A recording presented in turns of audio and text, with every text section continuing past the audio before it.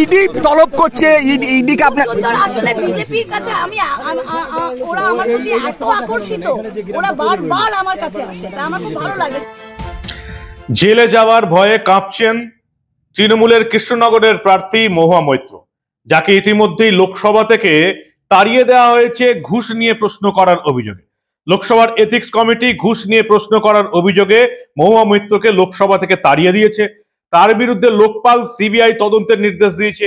ED তার বিরুদ্ধে FEMA, foreign exchange management act এবং PMLA, prevention of money laundering অ্যাক্টে মামলা করেছে।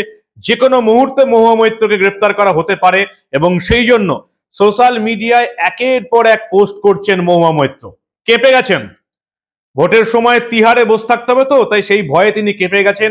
এবং তার চেয়েও বড় কথা, যে রাজনীতিতে টিকে থাকার জন্য নিজের মায়ের নামে সহানুভূতি কুড়োতেও তার একটুও বাজছে না, নিজের মাকেও টেনে এনেছেন।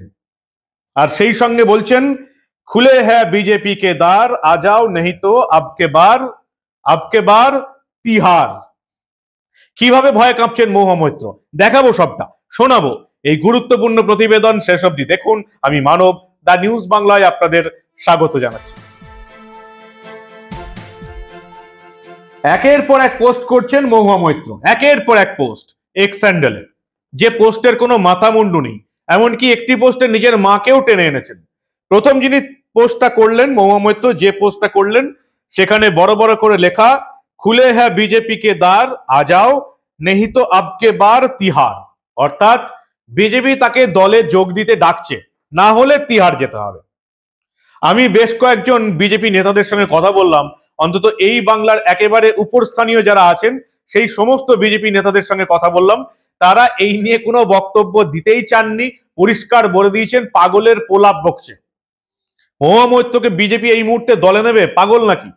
পাগলের প্রলাপ বকছে। কি লিখলেন মহুয়া মৈত্র আপনারা দেখুন, আমার স্ক্রিনে দেখাচ্ছি আপনাদের। লিখলেন তিনি, খুলে হ্যাঁ বিজেপি কে দ্বার, আ যাও নেই তো আবকে বার তিহার। তিহারে যে যেতে হবে সেটা মহুয়া মৈত্র নিজেই বুঝে গেছেন। তাই একের পর এক সোশ্যাল মিডিয়া পোস্ট এবং পরিষ্কার ইঙ্গিত দিচ্ছেন, বিজেপিতে যোগ না দিলে বিরোধী নেতা নেত্রীদের ঠিকানা হবে তিহার জেল।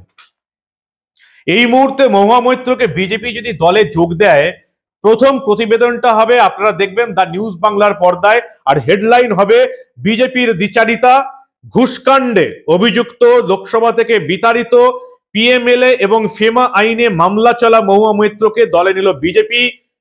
দ্বিচারিতা, এত বড় দ্বিচারিতা কি করে করতে পারে বিজেপি? আমাদের নিউজ চ্যানেলে, আমাদের ইউটিউব চ্যানেলে প্রথম খবর আমরা করব, কিন্তু এই খবর হবে না। কারণ বিজেপি নেতারা পরিষ্কার বলিয়ে দিয়েছেন, মহুয়া মৈত্রকে দলে নেবার বা তাকে প্রস্তাব দেবার কোন রকম কোনো সিদ্ধান্ত হয়নি। মহুয়া মৈত্র এই মুহূর্তে আবেগের সঙ্গে, বাংলার মানুষের আবেগের সঙ্গে খেলা করার চেষ্টা করছেন।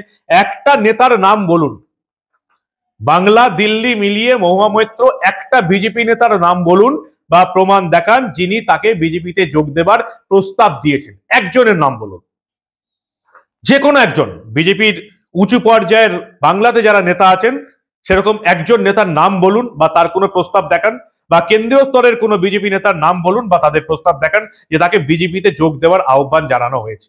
পরিষ্কার জানিয়ে দিচ্ছেন বিজেপি নেতারা। মহুয়া মৈত্র পরপর দুবার পোস্ট দিলেন, খুলে হ্যাঁ বিজেপি কে দ্বার, আ যাও নেই তো আবকে বার তিহার। শুধু তাই নয়, বাংলার মানুষের আবেগের সঙ্গে খেলার জন্য তিনি নিজের মাকেও টেনে আনলেন, মায়ের নামে পোস্ট দিলেন। তার মা নাকি তাকে সোশ্যাল মিডিয়ায় লিখে পাঠিয়েছেন, keep a power of attorney ready in my name, in case they pick you up I will file the nomination. তার মা তাকে লিখে পাঠাচ্ছেন যে তুমি আমাকে একটা পাওয়ার অফ অ্যাটর্নি রেডি করে দাও, যদি তোমাকে ওরা তুলে নেয় তাহলে আমি তোমার হয়ে নমিনেশন ফাইল করব। ভাবতে পাচ্ছেন গদির কি লোভ, নিজের মাকেও ছেড়ে কথা বলছে না। আচ্ছা, আপনি নিজের মাকে জানিয়েছেন লোকসভা থেকে কেন আপনাকে তাড়িয়ে দেওয়া হয়েছে? আপনি নিজের মাকে জানিয়েছেন যে আপনি গোটা ভারতবর্ষের মানুষের সামনে স্বীকার করে নিয়েছেন যে আপনি আপনার লোকসভার যে সাংসদের যে email ID password, log in ID password থাকে সেটা আপনি বন্ধু দর্শন হীরানন্দিনীকে দিয়ে রেখেছেন। সেখান থেকে দুবাই থেকে সেটা লগ ইন হতো, লোকসভার খবরাখবর রাখা হতো। সেই দুবাই থেকে লগ ইন করে দর্শক হীরানন্দিনীর ব্যবসার কোম্পানির লোক আপনাকে ইংরেজিতে প্রশ্ন লিখে দিত গৌতম আদানি, প্রধানমন্ত্রী নরেন্দ্র মোদী এবং অমিত শাহের বিরুদ্ধে। আপনি সেগুলো দেখে দেখে পড়তেন এবং এই বাংলায় হিরো হয়ে গিয়েছিলেন। তৃণমূলের নেতা নেত্রী কর্মী সমর্থক ছাড়া বাহবা জানাতো। আহা হা হা, মহুয়া মৈত্র কি সুন্দর প্রশ্ন করছেন। আপনি বলেছেন আপনার মাকে সেই প্রশ্নগুলো আপনার বন্ধু দর্শন হীরানন্দিনী লিখে দিত দুবাই থেকে বসে? বলেননি? আপনি দেখিয়েছিলেন আপনার এই দামি ব্যাগগুলো, যে ব্যাগগুলো বিদেশ থেকে কেনা হয়েছে, কি করে আসতে পারে একজন সাংসদের কাছ থেকে এই ধরনের দামি ব্যাগ? আপনার মাকে বলেছেন? আপনি বলেছেন মাকে যে এই যে আপনি বিদেশ গেছেন ঘুরতে, লোকসভার কাউকে না জানিয়ে, লোকসভার স্পিকার তাকে না জানিয়ে, আপনি বলেছেন এই স্পন্সর কারা করলো? আপনি বলেছেন? আপনি বলেছেন আপনার বন্ধু জয় অনন্ত দেহোদ্দরায়, যিনি হচ্ছেন একজন আইনজীবী, তিনি অভিযোগ করছেন তার প্রিয় কুকুরটাকেও তিনি নাকি আপনি সঙ্গে করে চুরি করে নিয়েছেন। তিনি অভিযোগ জানিয়েছেন পুলিশে। সেই কুকুরের ছবি গোটা ভারতবর্ষের মানুষ জেনে গেছে। আপনি জানিয়েছেন আপনার মাকে যে আমি বন্ধুর কুকুর চুরি করেছি? জানাননি তো। আর মা আপনাকে মেসেজ করে দিল, keep a power of attorney ready in my name in case the pick you up I will file the nomination. আর কত বাংলার মানুষের আবেগের সঙ্গে খেলবেন? দেখতেই তো পাচ্ছেন শেখ শাহজাহানের কেস। বাংলার যুব সমাজকে ড্রাগের অন্ধকারে একেবারে বিলীন করে দেওয়ার খেলা শুরু করেছিল শেখ শাহজাহান এবং তার দলবল। আর আপনার নেত্রী বিধানসভায় দাঁড়িয়ে সে শেখ শাহজাহানের পাশে দাঁড়িয়েছিল।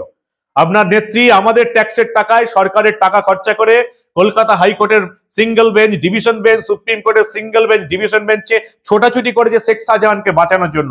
বাংলার মানুষ দেখছে। বাংলার মানুষের আবেগে সুরসুরি দিয়ে মায়ের নামে আর ভোট টানা যাবে না মহুয়া দেবী।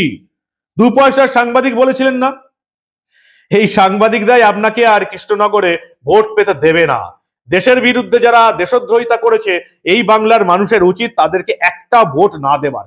এরপরেও যদি তৃণমূল কংগ্রেসের, এমনি তো ভোটে চুরি হবে, রিগিং হবে, সেসব কথা আলাদা, এরপরেও কোনো মানুষ যদি এই তৃণমূলকে ভোট দেয়, তাহলে জানতে হবে তারা কতটা মূর্খের মতন কাজ করছে। বাংলার যুব সমাজকে যারা ড্রাগের অন্ধকারে তলিয়ে দেবার চক্রান্ত করেছে, তাদেরকে একটাও ভোট দেবেন না।